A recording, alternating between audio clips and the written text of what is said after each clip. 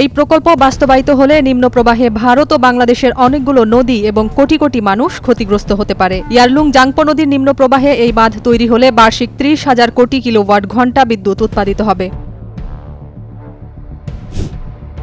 শক্তিশালী একটি তুষার ঝড় বলকান অঞ্চলের কয়েকটি দেশের উপর দিয়ে বয়ে যায়। উত্তর পশ্চিমাঞ্চল ও মধ্য বসনিয়ার শহর ও গ্রামগুলোতে বিদ্যুৎ বিভ্রাট দেখা দিয়েছে বলে দেশটির দুটি বিদ্যুৎ সংস্থা জানিয়েছে। এতে দেশগুলোতে ব্যাপক ক্ষয়ক্ষতি হয়।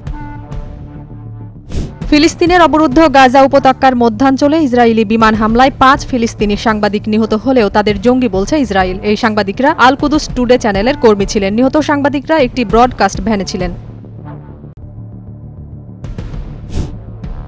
ভারতের পার্লামেন্টের সামনে নিজে গায়ে আগুন লাগিয়েছেন জিতেন্দ্র নামের এক যুবক। বুধবার দুপুরের দিকে এ ঘটনায় গুরুতর দগ্ধ হন তিনি। ওই যুবক উত্তরপ্রদেশের বাগপতের বাসিন্দা। গায়ে আগুন দিয়ে তিনি পার্লামেন্টের দিকেই ছুটে যাচ্ছিলেন।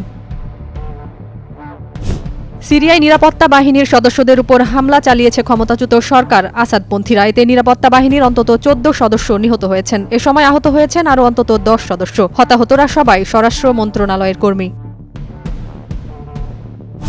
কোনো অপরাধে দোষী সাব্যস্ত হলে কংগ্রেস সদস্যরা তাদের পেনশন তুলতে পারবেন না, এমন একটি বিলও সই করেছেন বিদায়ী মার্কিন প্রেসিডেন্ট জো বাইডেন। একটিতে টাক ঈগলকে জাতীয় পাখির স্বীকৃতি দিয়েছেন বাইডেন।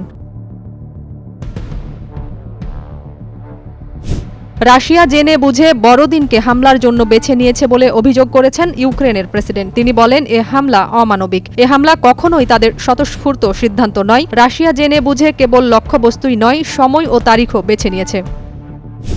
মোজাম্বিকে অক্টোবরে অনুষ্ঠিত বিতর্কিত নির্বাচন নিয়ে শুরু হওয়া রাজনৈতিক অস্থিরতার মধ্যেই রাজধানী মাপুতোর এক কারাগারে দাঙ্গায় ৩৩ জন নিহত ও ১৫ জন আহত হয়েছেন। দাঙ্গার সুযোগে কারাগারটি থেকে ১৫০০ জনেরও বেশি বন্দী পালিয়ে গেছেন।